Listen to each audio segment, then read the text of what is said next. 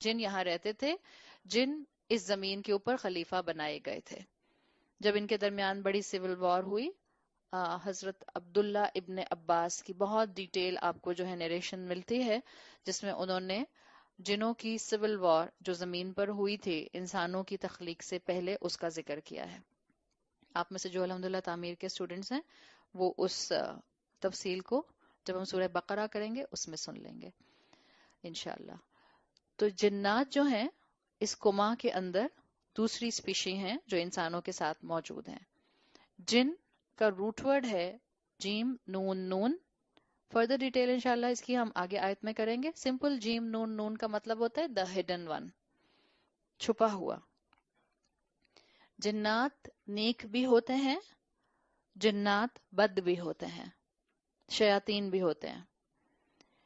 جو شیاطین جن ہوتے ہیں وہ انسانوں میں سب سے زیادہ انبیاء کے دشمن رہے، اس کے بعد وہ انسانوں میں نیک لوگوں کے دشمن ہوتے ہیں. رسول اللہ صلی اللہ علیہ وسلم کے جو بدترین دشمن آتے ہیں ان میں وہ قریش کے لوگ آتے ہیں جنہوں نے آخری وقت تک اسلام قبول نہیں کیا. اور جنات میں آپ کے دشمن وہ آتے ہیں جو اپنی دشمنی میں بعض کمزور انسانوں کو استعمال کرتے تھے تاکہ وہ اللہ کے رسول صلی اللہ علیہ وسلم اور ان کے ساتھیوں کا مذاق اڑائیں. یاد رکھیں جنات نے ہمیشہ، جنات کہیں یا شیاطین کہیں ایک ہی بات ہے، اس لیے کہ شیطان جن تھا، شیطان جن ہے، ابلیس جن ہے. جنہوں نے، شیاطین نے ہمیشہ کمزور انسانوں کو استعمال کیا نیک لوگوں کو پریشان کرنے کے لیے. آپ کے سامنے لال منہ کے رنگ کا شیطان یا جن آ کر نہیں کھڑا ہوگا. بعض اوقات آپ کو آپ کے اپنے گھر کے لوگ بہت پریشان کرنے لگ جاتے ہیں. تو یاد رکھا کریں ایسے میں جہاں اپنے لیے دعا پڑھیں ان کے اوپر زیادہ دعائیں پڑھ کے پھونک دیں، اس لیے کہ جو ایمان میں کمزور ہوتا ہے زیادہ تر شیاطین پھر ان کو استعمال کرتے ہیں کسی نیک انسان کو اس کی نیکی کے راستے سے ہٹانے کے لیے. شیاطین جو خود انویزیبل ہوتے ہیں، لیکن اللہ تعالیٰ نے یہاں پر اس مقام پہ کما مینشن کر کے یہ بات بتا دی کہ انسان ان سے لا علم ہو سکتا ہے، اللہ ان سے لا علم نہیں ہے. اللہ نے جہاں انسانوں کی ناشکری کو مینشن کیا ہے وہاں اللہ نے جنوں کی ناشکری کو بھی مینشن کر دیا. جیسے نعمتیں انسانوں کو دی گئی ہیں ایسے ہی نعمتیں جنات کو بھی دی گئی ہیں. یہاں جو لفظ آیا ہے تکذبان، یہ بھی ڈیول ہے، تثنیہ ہے. زیادہ تر قرآن میں تکذبان یا کذبہ کا لفظ جہاں استعمال ہوا ہے وہ اس جگہ آیا ہے جہاں لوگوں نے انبیاء کو جھٹلایا. قریش کے لیے بھی یہ لفظ لایا گیا ہے یکذبونک. جب انہوں نے آپ صلی اللہ علیہ وسلم کو جھٹلایا تو قریش کے لیے قرآن میں لایا گیا یکذبونک، وہ سب جھٹلاتے ہیں آپ کو. جھٹلانا تین طرح کا ہوتا ہے. آپ کیسے اللہ کو جھٹلا سکتے ہیں؟ نمبر 1، ہم کذبہ کے میننگز، تکذیب کے معنی دیکھ رہے ہیں ود ریفرنس ٹو اللہ سبحانہ و تعالی. دیکھیں ایک ہوتا ہے نعمت کا جھٹلا دینا، وہ الگ ڈیفینیشن میں آئے گا. رسول اللہ کو جھٹلا دینا وہ الگ ڈیفینیشن پہ آئے گا. اپنے رشتوں کی نعمت کو جھٹلا دینا وہ الگ ڈیفینیشن پر آئے گا. ان ریفرنس ٹو اللہ سبحانہ و تعالی تکذیب کیا ہوتی ہے جس کو یہاں لایا گیا ہے؟ نمبر 1، اللہ کی ہدایت کو ڈینائی کرنا، یعنی کہ کسی بھی نعمت کو اللہ کے ساتھ ایسوسیٹ نہ کرنا. اللہ نعمت دے اور کہنا یہ تو فلاں پیر نے دی ہے، فلاں بزرگ نے دی ہے، فلاں کام میں نے کیا تھا اس لیے ہو گیا. کسی نعمت کو اللہ کے علاوہ کسی اور سے ایسوسیٹ کرنا تکذیب کی پہلی شکل ہے اللہ کے ریفرنس میں. دوسری شکل کیا ہے تکذیب کی؟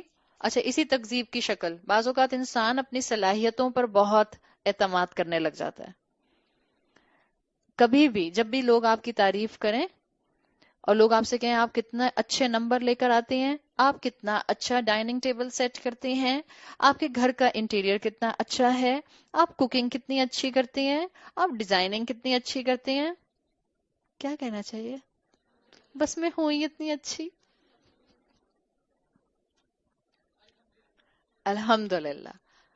جیسے قرآن میں آتا ہے وما توفیقی الا باللہ، جو بھی طاقت مجھے ملی کچھ بھی نہیں مگر وہ جس کی مجھے اللہ نے اسٹرینتھ دے دی. ہاں، الحمدللہ از دا بیسٹ. اگر آپ میں سے کسی کو عربی کا یہ فریز یاد ہو جاتا ہے وما توفیقی الا باللہ تو یہ ضرور بولیے.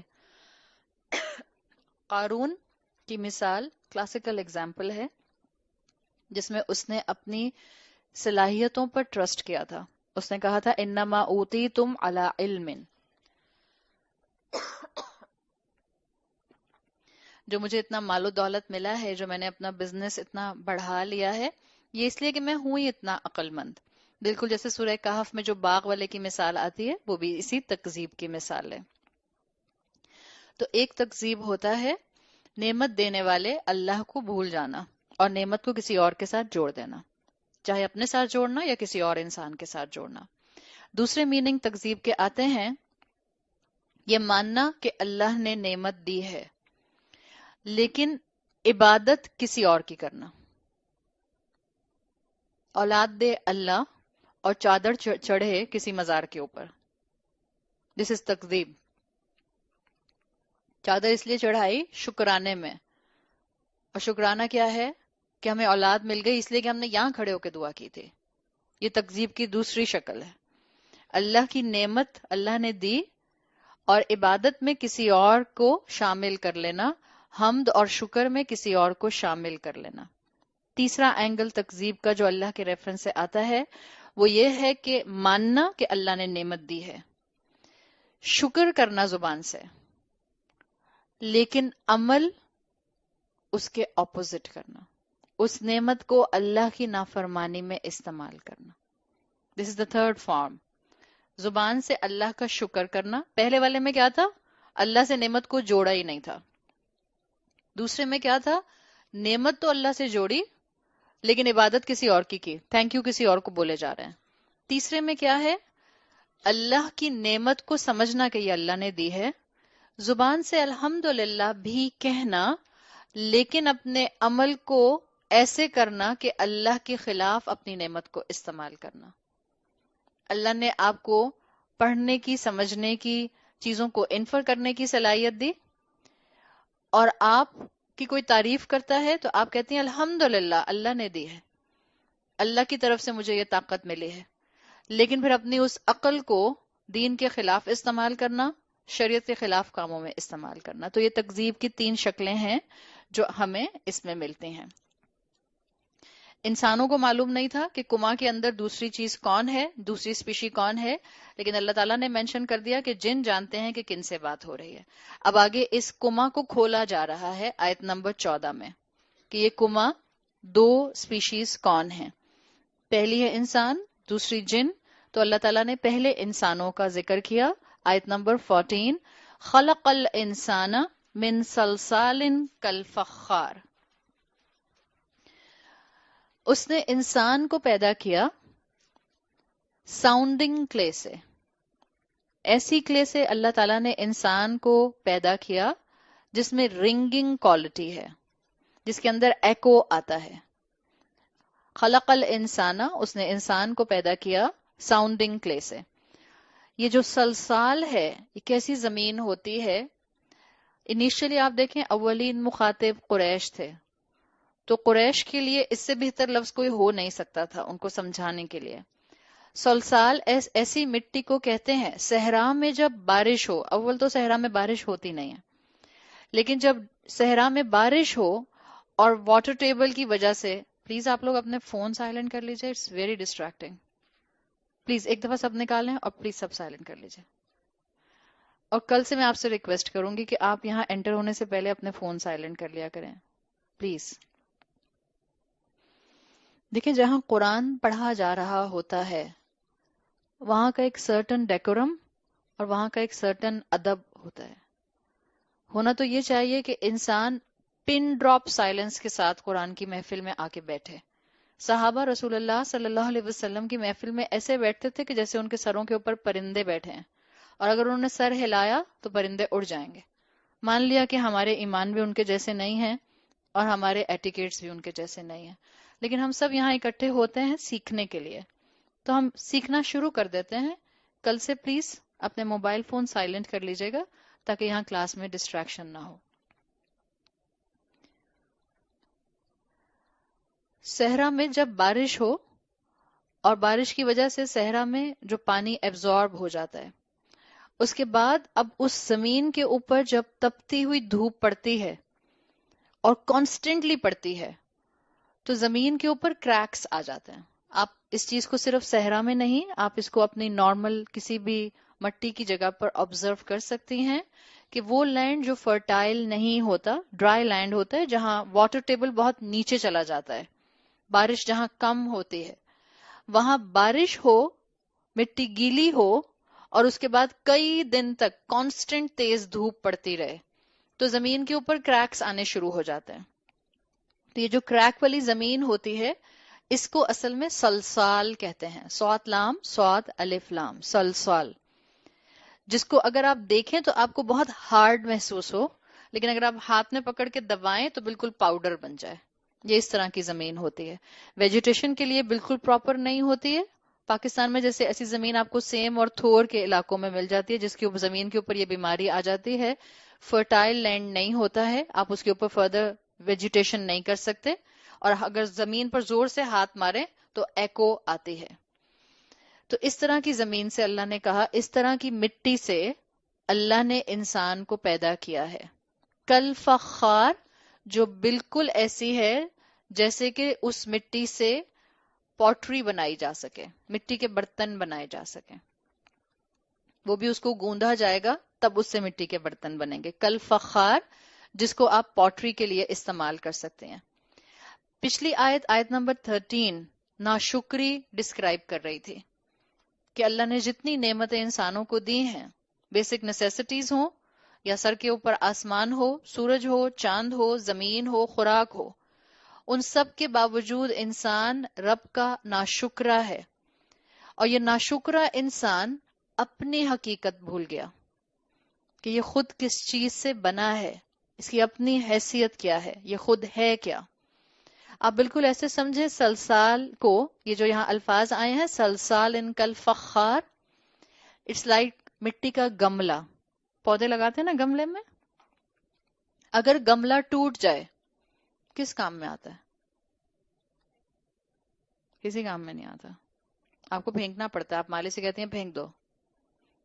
مٹی کا گملہ ٹوٹ جائے تو جنرلی کسی کام میں نہیں آتا. انسان بالکل ایسا ہی ہے جیسے مٹی کا گملہ. ناشکری کرے گا تو اپنے رب سے دور ہونے کی وجہ سے، ہدایت سے دور ہو کر صرف ٹوٹے گا، اور ٹوٹے گا تو ناکارہ زندگی گزارے گا، بے سکون زندگی گزارے گا. کبھی کسی کے پاؤں میں آئے گا، کبھی کسی کے پاؤں میں آئے گا.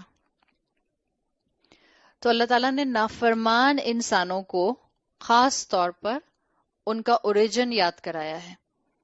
انسان اپنی حقیقت دیکھ لے اور پھر دیکھے کہ وہ کیسے اللہ کے کلام کو جھٹلا رہا ہے، رسول کی بے ادبی کر رہا ہے، اور اللہ کی دی ہوئی تعلیم کی قدر نہیں کر رہا ہے. آج جب ہم انسان، قریش کو ناشکرا کہنا بہت آسان ہے. قریش کو یہ کہنا کہ بڑے ظالم تھے، اللہ کے رسول صلی اللہ علیہ وسلم اور صحابہ پر ظلم کیے، اٹس ویری ایزی ٹو سے دس. لیکن اگر آپ اپنے اوپر بھی رکھ کر دیکھیں کہ یہ جو ہم شکایتیں کرتے رہتے ہیں، یہ جو ہمارا کمپلیننگ ایٹیٹیوڈ ہوتا ہے، یہ جو ہم اتنا زیادہ غصہ کرتے رہتے ہیں، انسان جب کمپلینٹس کرتا ہے یا انسان جب غصہ کرتا ہے، اس کا مین ریزن یہ ہوتا ہے کہ انسان سامنے والے کو یا تو انسگنیفیکنٹ سمجھتا ہے، اور جب سامنے والے کو انسگنیفیکنٹ سمجھتا ہے تو خود کو کیا سمجھتا ہے؟ سپیریئر. جب بھی غصہ آتا ہے، I have a right to be angry. ظاہری بات ہے انہوں نے کام ہی ایسا کیا تھا، میں نے اس لیے غصہ کیا.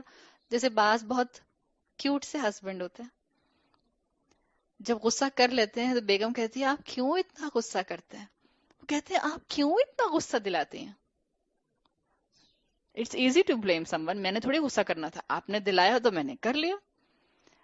بات یاد رکھیے، سامنے والا آپ کو غصہ دلائے اور تب آپ اپنے غصے کو تھام لیں، یہی آپ کی طاقت کی علامت ہے.